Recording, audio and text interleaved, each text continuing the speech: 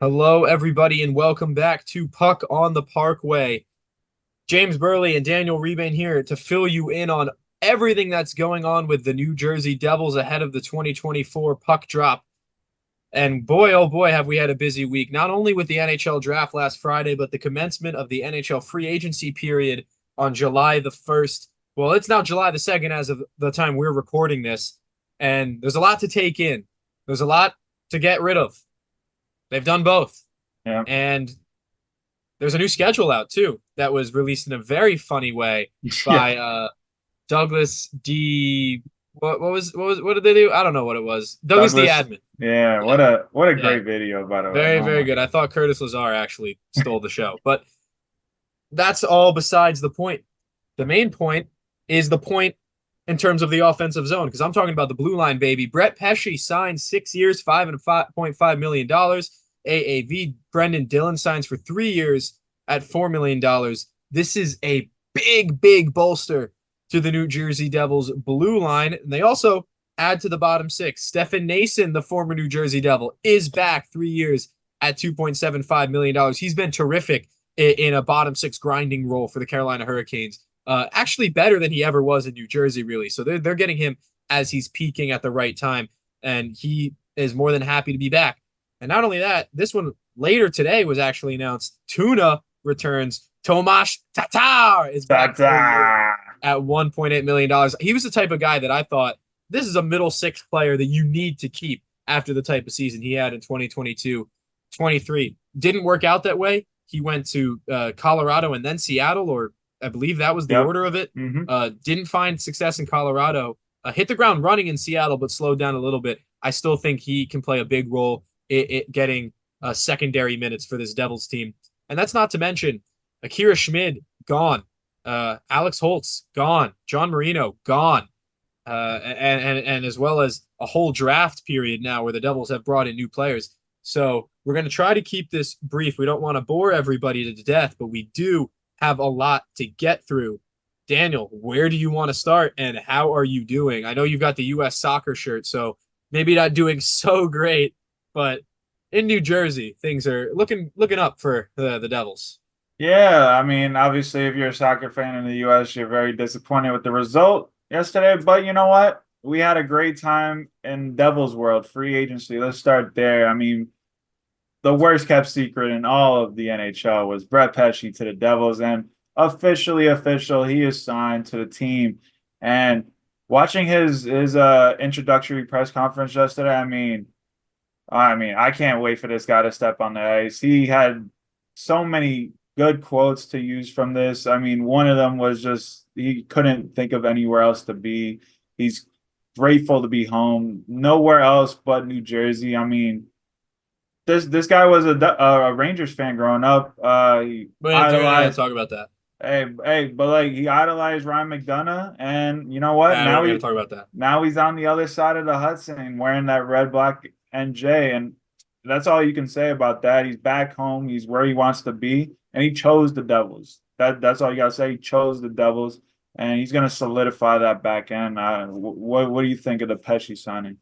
I think not only is it a great player that you've got locked up for a long time, it is an elite blue liner. This is a guy who you can trust playing top two pairing minutes or top four pairing minutes, whatever it may be. A guy who's going to get you out of a lot of jams and who can play really well on both sides of the ice too. So, and I think they've honestly got him at a very fair, if not generous, 5.5 million AAV. I think later down the line that may look like a bad contract because of how long it is, but I think you're going to be getting one of the league's best defensemen for a solid 3-4 years of that contract, barring any injury. Knock on wood, horns down. So I'm very excited with Brett Pesce. When those rumors started circulating, though, it led us to believe that someone on that right side of the fence has got to go. And Dougie Hamilton's not going anywhere. That long 9 million AAV contract, that's not going anywhere. He's one of the best defensemen in the league. He's a superstar. And then you've got a superstar in the making with Sima Nemec, former second overall pick, who blossomed and kind of showed that he doesn't belong at the AHL with the way he played for New Jersey last year, coming up from Utica. So I'm we both kind of thought the same thing, and a lot of people did as well. That kind of means John Marino is the odd man out here as who is the most replaceable. John Marino had an unbelievable 2022-23 with the Devils, one of the most underrated defensive seasons, Yep. not just in the league at that year, but perhaps in Devils history, certainly recent history. No one Yeah. comes close. Maybe Adam Larson type seasons in the mid 2010s before he was traded 1-for-1 famously with Taylor Hall. But John Marino really was that good. Regressed very badly this year, in large part due to the additional responsibility that was put on his shoulders after the departures of Damon Severson and Ryan Graves, which now that you bring in Brett Pesce and you bring in Brendan Dillon, I'm starting to think these are like for like replacements for each of Damon Severson and Ryan Graves. Yeah, I think Pesce is a great addition, especially if you kind of look at it on the cap. It's only 1.1 more million dollars on the cap than John Marino. And obviously it's, a couple more years than Marino had on his deal. But I think when you're bringing in, you're looking for more defensive stability on the back end. I think Pesce and Dillon bring that to this team. I mean, Pesce's one of the best deniers of passes through the slide. He keeps everything in front of him to the outside.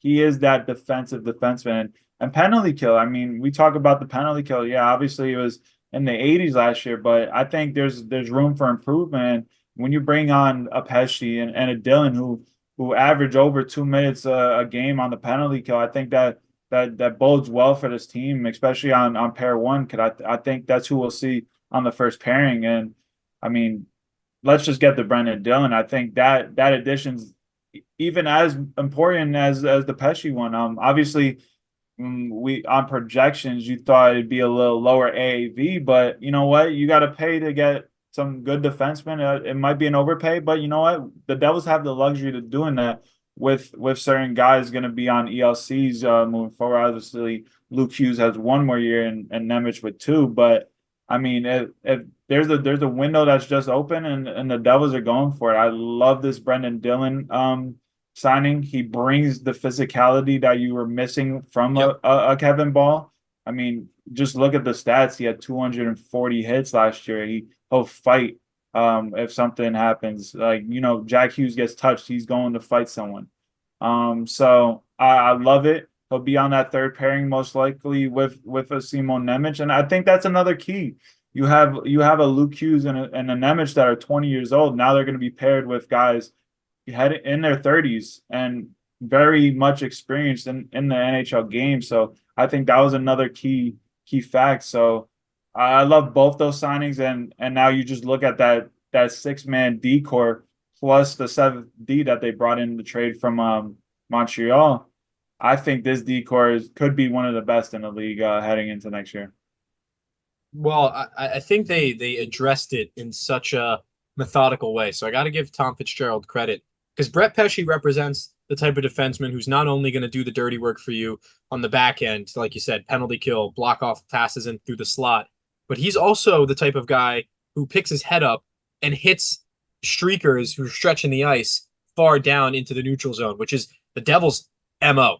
Yep. Speed, playing on the rush, transition style hockey. That's how they beat teams. Brett Pesce meshes perfectly with that. And then with Kevin Ball also being traded, Brendan Dillon represents now someone who's got to bring the beef on the blue line. Kevin Ball was supposed to be that guy. I think maybe unfairly the Devils kind of pigeonholed him into that because even in his career, for as big of a guy as Kevin Ball is, has not been the overtly physical defenseman that you are more used to seeing guys that size be. He was never going to be Zdeno Chara in the way he, imposed himself on players, the way that he would, I guess, influence Yeah. his own teammates with his size. But Brendan Dillon is that guy, and for the fact that he is 33 years old, but you're only getting him for 3 years, $4 million is worth that price. Maybe a little bit overpay, but think about it. Really, 3 years. That's worth the $12 million you're going to be paying that man over that course. So I'm very happy that they've addressed two serious needs. You've got one player who can fit in with the squad really nicely, and then you got another one who, until this point, there was no one like him. Brendan Dillon stands alone as a big physical presence. Now, that's not to say that they didn't go out and get other physical guys in other areas, like we mentioned, Stefan Nason, the trade to Vegas with Paul Cotter that we're going to get into. So there's been a clear addressing of Very clear. physicality. They haven't brought in a player below 6'2", I don't think. And I mean, their draft pick also confirms that. So if you want to continue with some more of these signings, we can. Let's talk about Stefan Nason and what he still maintains one of the best moments that younger Devils fans will have in their memories in terms of the only playoff win between the years of 2012 and I was at that game. 2023, and one of the most electric atmospheres that the Prudential Center has had. Just a franchise so starved Yeah. of anything but mediocrity or below. And Stefan Nason with a one-timer that beat Andrei Vasilevsky, that put everybody on their feet in Game 3 of Round 1 of the 2018 playoffs. Didn't go our way, but, it is what it is. I think Stefan Nason has become more of a force in this league since that moment. And I think him being back in New Jersey is a huge boost to this bottom six. But I'm going to include him with the Tomas Tatar discussion because he's a guy who's probably going to be pasted on that third line for most of this season, if not in and out of the lineup, really, if we're going to think about what point Tatar is at in his career. So what do each of these guys bring, both former Devils, and is that a thing that maybe, we were going to bring back former Devils. There was another one that I would have preferred they brought, but albeit Adam Henrique did resign in Edmonton. But let's talk Nason. Let's talk Tomas. What do you like about these moves, Dan? First of all, I just want to give a shout out to Nason for the career he's been through after he left the Devils. Didn't get qualified by the Devils. Basically was in and out AHL teams all over the league, and then made a name for himself with the Chicago Wolves and won a Calder Cup with them. And he was one of the top scorers in the AHL before Carolina gave him another chance these past 2-3 years. And he's taken that chance and he's run with it. 30 points each of the last 2 seasons. They've actually used him on the power play a lot. He scored 7 power play goals 2 years ago, 3 last year, and he's one of actually the top 5, I believe, in puck recoveries, leading the shots on the power play. So he could be an interesting option on that first unit. We've struggled to find that missing person in the middle of the slot. Maybe he's in down deep and Nico takes over in the slot. That'd be an interesting move for him. But I love the Nason signing. He'll probably be on that third line, but you know what? He can move up to the second line if need be. I think that middle six is going to be very interchangeable. I think Jack's probably going to have different wingers, in and out throughout the season. With them not getting a true top 6 a winger this free agent period, but I think Nason was a key forward signing that they needed. He had over 100 hits. He's that big body who will forecheck for you. I think again, clear sign that Tom Fitzgerald wanted to get this team bigger, and he did that with the Nason signing. Anton Tatar, we all know he probably should have never left Jersey, but in that free agent period, he was looking for more of a commitment, years and money wise, and it just never materialized. The Devils moved on, traded for Tyler Toffoli. He obviously went to Colorado, and you know what, that year didn't pay out for him. But you know what, he comes back. He's going to be in that mix to play with Nico and Jack, I believe. And we saw what he did 2 years ago. He was one of the most underrated players in the regular season for the Devils. Had 48 points. Yeah. 20 goals. He was one of the best plus-minus players in the league. So I think if he can find any of that next year, I think that would be a good deal. And the Devils still have cap space if they wanted to add maybe one more piece at like a low AAV. But I like those 2 guys coming in this free agent period. Yeah, I think, first of all, these are 2 guys that aren't just former players. These are former players who were kind of beloved by the fans. Yeah. I don't know a single Devils fan who had a negative thing to say about Tomas Tatar, and I don't know why they would. And as for Stefan Nason, like I said, he holds that one moment, but he's also a type of player that the fans rally around. He's the type of guy who's Mhm. going to drop the gloves at a moment's notice for your team. He's the type of guy who's going to grind out in the corners and make things difficult for the opposing team. We didn't have enough guys like that No. on the Devils this past year. It looked like we did in 2023, but this past year, no, we did not. I thought Tomas Tatar was another one of those guys who fills out that role. And now that it looks like they're mostly done uh, bringing back players for the forward core, I think it's time that we can take a peel back, take a look at the blue line and make pairings, take a look at the forwards and make lines, make some combinations. I think, Nico Hischier, there was a time in 2022-23 where the best line, second best line in hockey was Nico Hischier, Tomas Tatar, and Dawson Mercer. Am I correct in that? That Yeah. is, according to MoneyPuck.com, they had some of the Yep. best advanced statistics. So I think that's an option. I think Dawson Mercer, they got to get that contract done. But I do think he's going to be the first name that of the guys that, previously mostly you'd see on the third line are going to be getting top 6 minutes more often than not. I think it's time to say who does he play with? Who does Jack Hughes play with? Where does Nico Hischier say? Well, you can just give rough guesstimates because these are all going to get changed around. I think primarily Nico and Timo Meyer are guys you want to play next to each other, not just for the Swiss connection, but because I think they just link up well, just the way that Yeah. they play. Nico and Timo are guys who can both shoot from the wing and get in front of the net. Both guys that can score from the high slot and low slot. Both guys who can play two ways too. I think that's a duo you have to keep together. And I think on that wing, because of those two guys' game, you got to have some an additional of speed, but maybe some finesse. Wouldn't hate it if Bratt played on that line, and that was our first line. Yeah. I think that's what um I've been projecting is a Timo, Nico, Brat first line.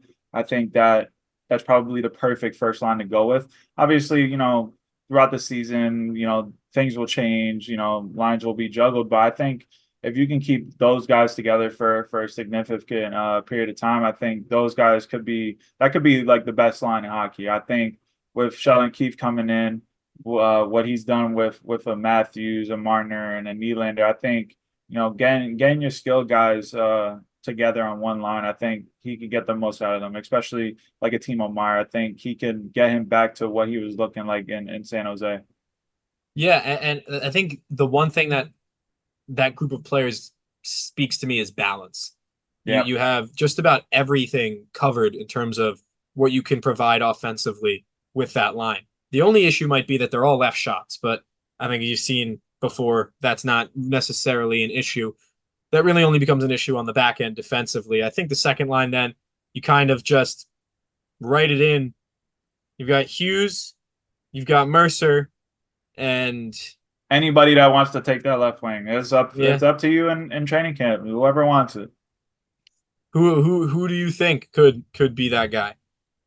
I think I had it as Tatar probably takes it for now. But again, as we get throughout the season, I think that will change, especially when a certain Russian comes over from the KHL once the season's done. I think that might have been a big deterrent from after they didn't get Marchessault or any of the big fish. I think they didn't want to commit to any of the middling top six guys for multiple years since they knew a certain guy was coming over. And I think Tatar can hold that down, that roll down for a couple months. I think there's a name that's going to come up now when we talk about the third line that we perhaps have been avoiding, and that's Andre Palat. Mhm. Where is he going to fit into this team? He very well could fit into the top six. He could get first line minutes for all we know, and that could be a good thing. Playing next to a player like Nico Hischier, at times he's really looked like a dynamo in the offensive zone, but more often than not has been a bit disappointing, except for that one incredible passage of play in Game 7 against the Rangers of the playoffs last year. Then the third line looks a lot like if you put Tatar in the second, Palat, Eric Halla, and then Stefan Nason, I would say. Yeah, Yeah, and that's a really strong third line. yeah, And that's and if it's ideally maybe you put another guy next to Halla who can play some center because Halla is naturally a center, but also utilized on the wing as much as he is. So from some versatility there, maybe you look for that, but that's neither here nor there at the moment. And then I think on the fourth line, I mean, you've got Curtis Lazar, Paul Cotter, and then paste in who you want for the final. I have Nathan Bastian written down just by default. Is that the I'm fourth line going. you see? I'd say Nolan Foot, Lazar, Cotter, and I think that fourth line is going to be an MF to play against. I think they're going to be all over you, especially Cotter and Lazar. Cotter with his speed, his hits as well. He had 233 hits last year. I mean, this guy looks like a savage when he plays on the ice, and he's got some mitts too. I mean, that one goal against Philly. If the Devils could, unlock some potential that he has, because he's put up some points over in Vegas. So if they can get anything more out of him than he already was getting in Vegas, I think that'd be a great addition to this bottom six. And then you look at the bench, like Curtis McDermott's going to come in every so often when the Devils need a spark and a big man in there. And then you got Bass in there to give some veteran steadiness if a Nolan Foot is slacking. So I think there's a lot of good depth pieces for that bottom six. Yeah, and if we go to the defense, I think the pairings kind of write themselves. Yeah. Siegenthaler, Hamilton, Yeah. that's your top duo. Gotta be. Hughes, slide in Pesce right next to him. I Yeah. think that's beautiful. That could be the most fun defensive pairing in hockey to watch. That might be your future number one pairing once Yeah, like in the very well next 2 could. years. Yeah. Yeah, and then on the third, I think you got size and you've got skill and you've got speed between Brendan Dillon and Simon Nemec. This team is set up to win. This is Yeah. yes. I mean, you could argue that they're one or two top end forwards away from doing it. They didn't land any of the big fish of forwards in the offseason. And Tom Fitzgerald did agree to have his press conference now for free agency, which likely means they're done making big moves. Maybe they still look for a trade for that type of player, but I'm not entirely sure we're going to see that. Fact of the matter is, there's no excuses now. You've got a goalie. We talked about Markstrom. Yeah. You've got a backup plan with that goalie too, and Jake Allen, who can provide for you something in a pinch. Now they've got a balanced team. Might be the most balanced Devils team we've seen in our lifetimes, really. I mean, at least following the dynasty era of the early 2000s. Mm-hmm. And then the D pairings are about as good as you could ask for them, especially with how bad the blue line was last year. There's no excuses now. Team's got to perform. But let's talk about what happened at the draft before we part for the evening, Dan. John Marino, gone. Alex Holtz, Akira Schmid, gone. Anton Silayev with the 10th overall pick, a guy who was projected to go as high as third, falls to the Devils at 10. What do we need to know about him? I'm not gonna lie, when the draft came around and we got to the 10th pick, I kind of overlooked Salayev because I just never even thought he'd be there. So I was like, I felt the Devils might have did more work on a Sam Dickinson or a Zeev Buium. But getting a guy that's projected to be a Victor Hedman with better skating, I don't think you could, pick a worse guy at that position. Like, we all like Dickinson. He might be more NHL ready right now, but I think this Anton Silayev kid who stands 6'7", just at 18, he played last season, the full season last year in the KHL at 17. I think the sky's the limit for this kid. He's a big body, throws his body unlike a Kevin Ball, and he can skate like the wind. His reach is incredible. His defensive positioning is pretty decent for a 17-year-old. And his coach over there in Torpedo is a Hall of Famer, Igor Larionov. So I trust him fully for these next 2 years to develop him into one of the best defensemen in the KHL. I think the sky's the limit for this kid. And I think that's the perfect pick for this team. I mean, you have skill guys like a Luke Hughes, a Simon Nemec on the back end, and then you just add this behemoth 6'7" skater that can skate like he's 6 foot, and throws his body around. I think he's the perfect addition to this young D core. And I didn't even mention Seamus Casey. Like that's the thing. Seamus Casey's still the number one prospect in this pool right now, even with Silayev. But I mean, I saw this pick. I did some more research, and I'm loving the pick. If the Devils could get him anywhere near his ceiling, this is one of the steals of the draft at 10. I mean, I'm surprised that some of these teams in the top 10 let him slide. But hey man, if they want to slide and the Devils see something, especially with the way that the Devils have scouted Russia these past couple of years, I trust them full heartedly with their scouting, and I can't wait to see him next year in the KHL. Well, what I will say is that we spoke about the draft a week ago and said that, well, I think there is a room for them to go and get a defenseman, but it definitely makes more sense for them to go get a forward. But I mean, you plan years down the line Yep. when you draft players, and this is the type of player that I think if you threw him into the AHL or the NHL, could be a little bit behind because physically he's got all the makings of a player, even at this moment, Yeah. at his young age. But if you forced him into a situation that he wasn't be prepared for yet, I think that would be drastic for his personal development. So the fact that he's spending that time now in the KHL even longer to me is a better thing. Become a more seasoned professional before you come over to the NHL ranks. And if you can only develop your game as that type of profile of player, you're only going to be better off years and years down the line. This is like how many players like that have we seen be just so durable for so long in the NHL with that type of profile? So those are guys who blossom late, and he's already starting to blossom. So I think Anton Silayev, even though it wasn't the profile we had in mind, the fact that he was available, great get for the Devils. And I think we've already talked about the young defensemen. You mentioned Seamus Casey, in addition to all the young guys we already talked about who are already at the NHL level.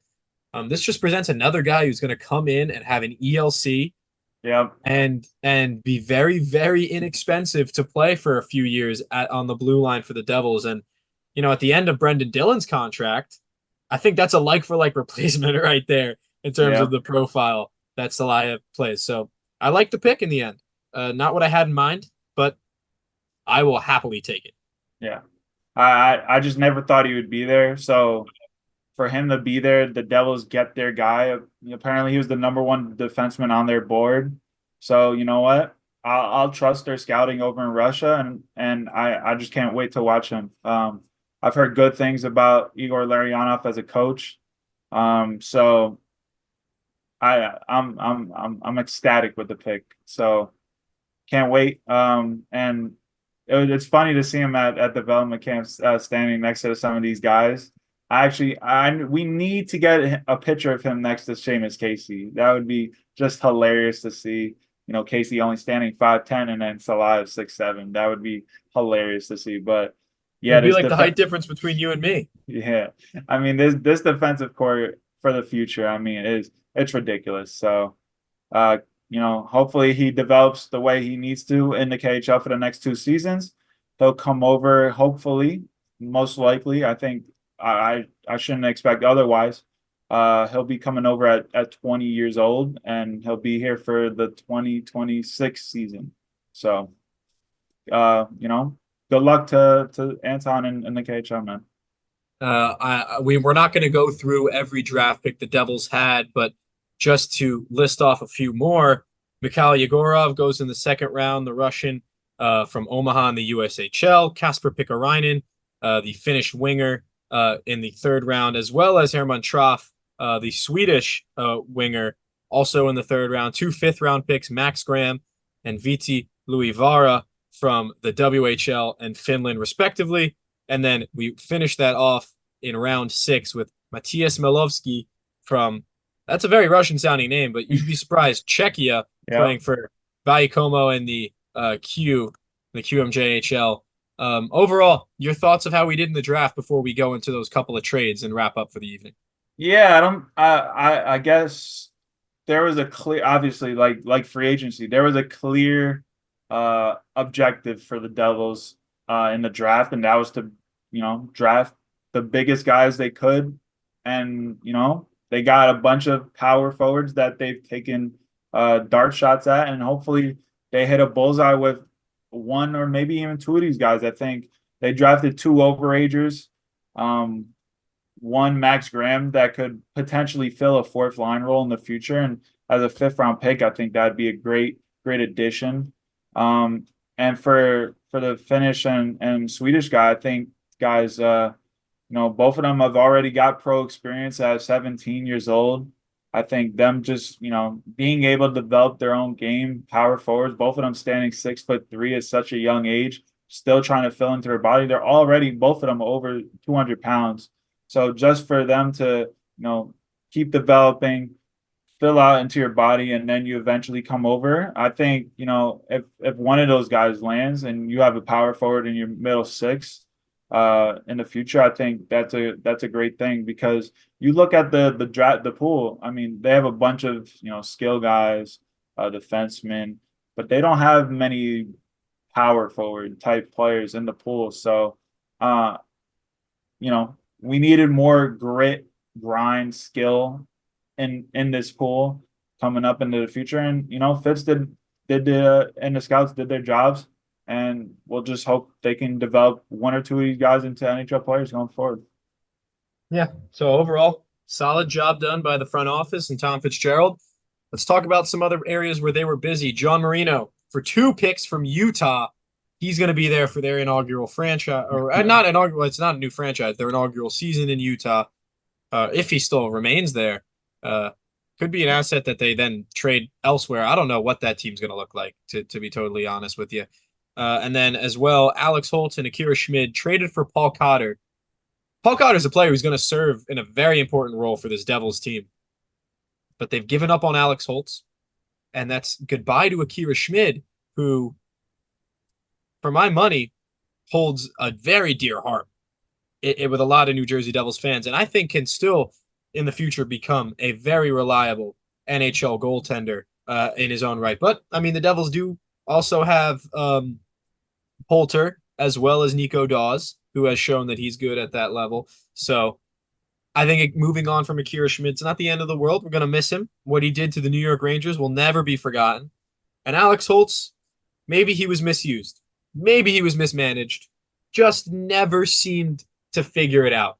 I think he feels a lot like Ty Smith to me.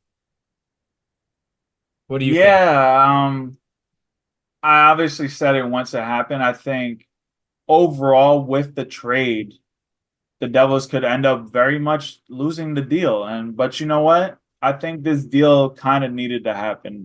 One, we knew a goalie was going to get traded. And I was always expecting it to be Schmid because he has ARB rights. And obviously we saw he didn't even get qualified, but he's most likely going to be re-signed by Vegas, and he's going to be in the AHL. And then Holtz, I mean, I think we've all said that they mismanaged his situation. They just couldn't develop him right. He couldn't get down what they wanted him to be. So obviously, we still think he could be a 30-goal scorer, and now he'll go over to Vegas and be slotted right into that middle six, maybe even top six. And he'll probably score. And you know what? Good for him, because obviously, again, we know his potential. But it just probably was never going to happen here. Fitz said it at the draft that they were trying to revamp this bottom six, and them bringing in Cotter, Holtz was probably the odd man out. So they kind of tanked his draft, his stock or his value on the market. But got to do what you got to do. Obviously, he was only worth a Cotter in a deal, and I like the upside of Cotter, but the upside of Holtz is way higher. So I think Vegas got the bigger end of the stick here. But you know what? Devils move on. We don't have to worry about that anymore. And good luck to both him and Schmid. And everybody will remember Schmid for that playoff series. What a rock star he was. And he'll always be in our hearts. But I hope he becomes a goalie out there in Vegas, because they definitely could use another starter going forward. Yeah, they could definitely use a younger starter as well, which is what he represents. And as for Alex Holtz, do you think he's ever going to be a guy who lives up to his potential?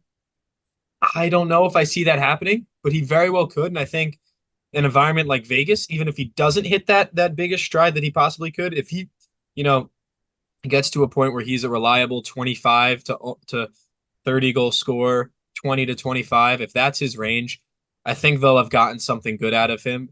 Yeah. And yeah, maybe Vegas wins the deal, but I think it's a fits a need that both teams had, and for that reason, you don't need to go delve deeper into it. But I think that's a good place to wrap things up. Dan covered just about everything the Devils have done in free agency thus far. They also did bring in Kovacevic of to be a seventh D man, which I is actually like helpful that now. pickup. I Yeah, like it's a that good pickup. pickup. Kind of playing the Brendan Smith role with him now signing a 1 year deal in Dallas. Another guy who maybe wouldn't be your favorite, but you do wish him well just for the Yeah. person that he was in that locker room. Just played a big part in this Devils team. So there's a lot to like moving forward. A lot to like, Dan. And I'll tell you what, I'm really excited for what the rest of this offseason might look like and what the start of the NHL season will. If it's as good as that video they put out with Douglas D. Admin and Curtis Lazar, then I'm sure it's going to be a successful season in New Jersey. Any parting words? Yeah, good luck to John Marino out in Utah. I think that was probably the shock of day two of the draft was Utah trading for Mikhail Sergachev and John Marino to be on their first pair. So good luck to him out there. Hopefully he finds his success out there. And then other than that, I think this Devils team is setting up to be a really good one in this bounce back season. The team is basically solidified. I think maybe we see one or I see maybe like one more player come in, but I think this team is raring to go. They brought in the physicality they needed in the bottom six. They brought in some more bigger, more defensively stable guys on the back end. They got their goalie. They got their coach. I think we're setting up for a big season, a big bounce back season. And I'll tell you right now, if you're a betting man, go bet Sheldon Keefe for Coach of the Year because I don't know what his odds are, but They're you're gonna make probably some money. favorable. They might be, but I mean, you might as well just go throw something on it if it's plus odds. So I can't wait. We get to relax for the rest of the summer now. Development camps right now, and then the players will come in September. So you might not hear from us, for a while unless something big happens. But hey, man, I enjoyed our first season together, and Yeah. and I can't wait for season two, man. Well, hopefully season two is better on the ice, but off the ice, it was pretty good for us. Thank you for that that happy way to end it. I do think moving forward, this is going to be a fun season, and I can't wait to get in the weeds with you over everything that needs to be said. We might be away for a while, but if there's something that needs to be said, we're going to be here to say Yep. it. So that is that for this episode of Puck on the Parkway. We've caught you up with the free agency and the 2024 NHL entry draft. I've been James Burley. That's been Daniel Rebane. Thank you guys so much for joining us. And let's see what the Devils are made of in 2024-25.